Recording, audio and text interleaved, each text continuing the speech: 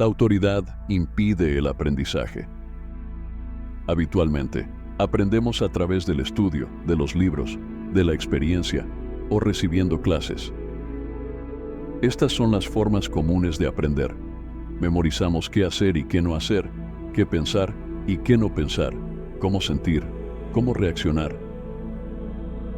A través de la experiencia, del estudio, del análisis, de la experimentación, del examen introspectivo, almacenamos conocimiento en forma de memoria.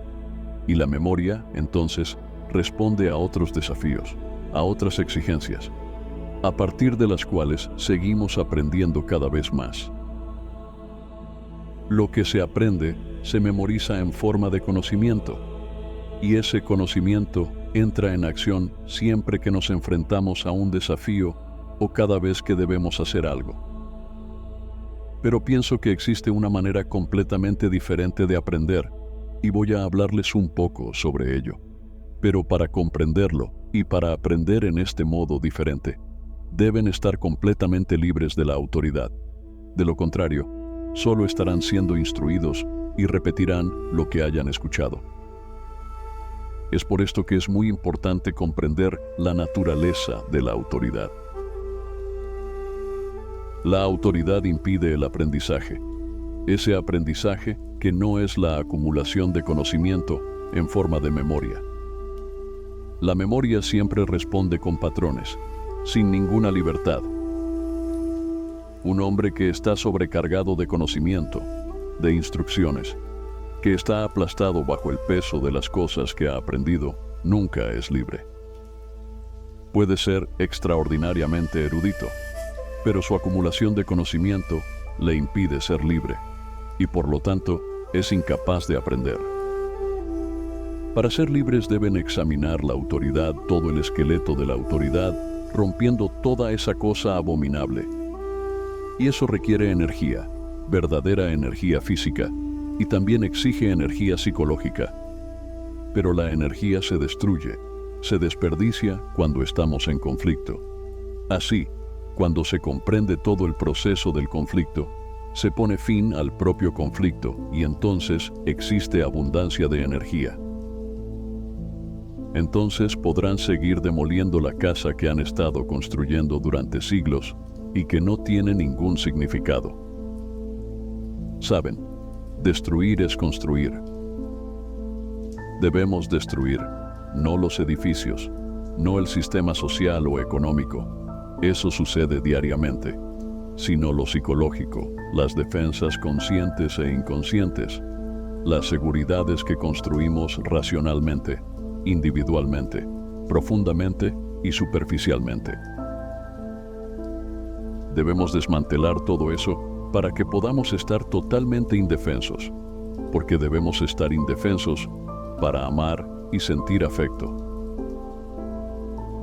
Entonces, pueden ver y comprender la ambición, la autoridad, y empiezan a darse cuenta de en qué circunstancias es necesaria la autoridad y a qué nivel. La autoridad del policía y solo esa. Entonces, no existe ninguna autoridad en el aprendizaje, ninguna autoridad del conocimiento, ninguna autoridad de la capacidad, ninguna autoridad que la función pueda asumir y que se convierta en un estatus.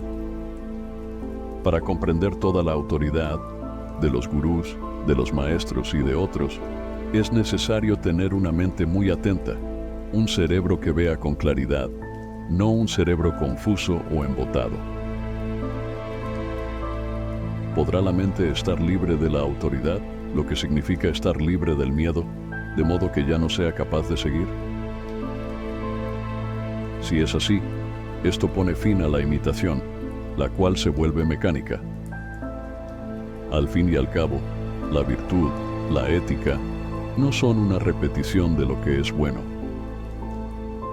En el momento en que se vuelve mecánica, deja de ser virtud.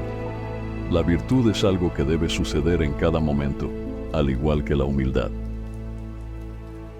La humildad no puede cultivarse, y una mente que no tiene humildad no es capaz de aprender. Por lo tanto, la virtud no tiene ninguna autoridad. La moralidad social no es ninguna moralidad. Es inmoral porque admite la competencia, la codicia, la ambición y por lo tanto la sociedad fomenta la inmoralidad. La virtud es algo que trasciende la moralidad. Sin virtud no existe orden, y el orden no debe existir de acuerdo con un patrón, de acuerdo con una fórmula. Una mente que, a través de la autodisciplina, sigue una fórmula para alcanzar la virtud, está creando para sí misma los problemas de la inmoralidad. Una autoridad exterior pretendida por la mente, con la excepción de la ley, como Dios, como la moral, y así sucesivamente, se vuelve destructiva cuando la mente está tratando de comprender lo que es la verdadera virtud. Tenemos nuestra propia autoridad, en forma de experiencia, de conocimiento, que intentamos seguir. Existe esta constante repetición, la imitación, que todos conocemos. La autoridad psicológica, no la autoridad de la ley, del policía que está manteniendo el orden. La autoridad psicológica que cada uno de nosotros tiene, destruye la virtud, porque la virtud es algo vivo, en movimiento. De la misma manera que no podemos cultivar la humildad, el amor, tampoco podemos cultivar la virtud, y ahí reside una gran belleza. La virtud no es mecánica, y sin la virtud no existen bases para pensar con claridad. El problema es, por lo tanto, ¿será posible que una mente que ha sido tan condicionada, criada en medio de innumerables sectas, religiones y todo tipo de supersticiones, miedos, consiga liberarse de sí misma y dar lugar a una mente nueva? La mente vieja es esencialmente la mente que está encadenada por la autoridad. No estoy utilizando el término autoridad en el sentido legal. Me refiero más bien a la autoridad como tradición, autoridad como conocimiento, autoridad como experiencia, autoridad como medio para alcanzar seguridad y permanecer en esa seguridad, interior y exteriormente, porque al fin y al cabo es eso lo que la mente busca sin cesar, un lugar donde pueda estar segura, sin perturbaciones. Tal autoridad puede ser la autoridad autoimpuesta de una idea o de la llamada idea religiosa de Dios, la cual no tiene ninguna realidad para quien es verdaderamente religioso. Una idea no es un hecho, es una ficción. Dios es una ficción. Pueden creer en Él, pero sigue siendo una ficción. Sin embargo, para encontrar a Dios, deben destruir completamente la ficción, porque la mente vieja es la mente que está asustada, que es ambiciosa, que tiene miedo a la muerte, a vivir y a estar en relación, y que está siempre, consciente o inconscientemente, en busca de permanencia, de seguridad. Si logramos comprender la compulsión que está detrás de nuestro deseo de dominar o de ser dominados, entonces tal vez podamos liberarnos de los efectos debilitantes de la autoridad. Anhelamos tener certezas, estar seguros, tener éxito, saber, y este deseo de certeza, de permanencia, construye dentro de nosotros la autoridad de la experiencia personal, mientras que externamente crea la autoridad de la sociedad, de la familia, de la religión, y así sucesivamente. Pero ignorar simplemente la autoridad, sacudir sus símbolos exteriores, tiene muy poco significado. Liberarnos de una tradición para moldearnos a otra, abandonar a este líder para empezar a seguir a aquel, es solo una actitud superficial.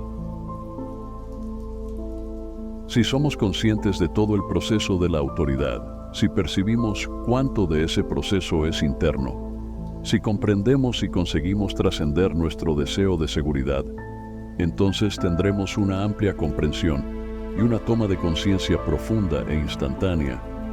Tenemos que estar libres, no al final, sino al principio. Escuchamos con esperanza y con miedo. Buscamos la luz de otra persona, pero no estamos en ese estado de atención pasiva que nos permite comprender. Si el liberado parece satisfacer nuestros deseos, lo aceptamos.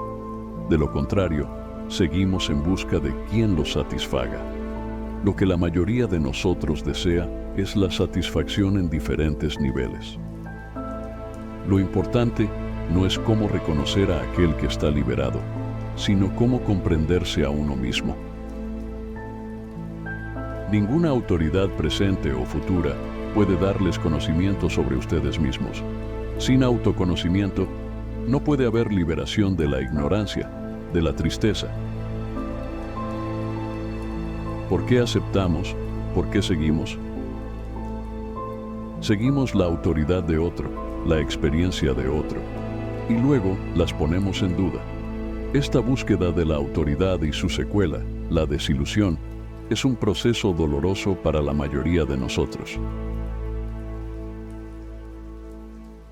Culpamos o criticamos la autoridad que aceptamos en el pasado, al líder, al maestro, pero no examinamos nuestra propia ansia de una autoridad que pueda guiar nuestra conducta. Una vez que hayamos entendido esta ansia, comprenderemos la importancia de la duda. Ser conscientes de nosotros mismos es una tarea ardua, y como la mayoría de nosotros prefiere un camino fácil e ilusorio, damos existencia a la autoridad que da forma y un patrón a nuestra vida. Esta autoridad puede ser el colectivo, el Estado, o puede ser personal, el maestro, el salvador, el gurú. Cualquier tipo de autoridad ciega fomenta la negligencia. Y como la mayoría de nosotros considera que ser cuidadoso implica dolor, nos entregamos a la autoridad. La autoridad genera poder, y el poder siempre se centraliza y como consecuencia se corrompe por completo. La autoridad corrompe tanto al líder como a quien lo sigue, uno porque tiene poder y el otro porque lo adora.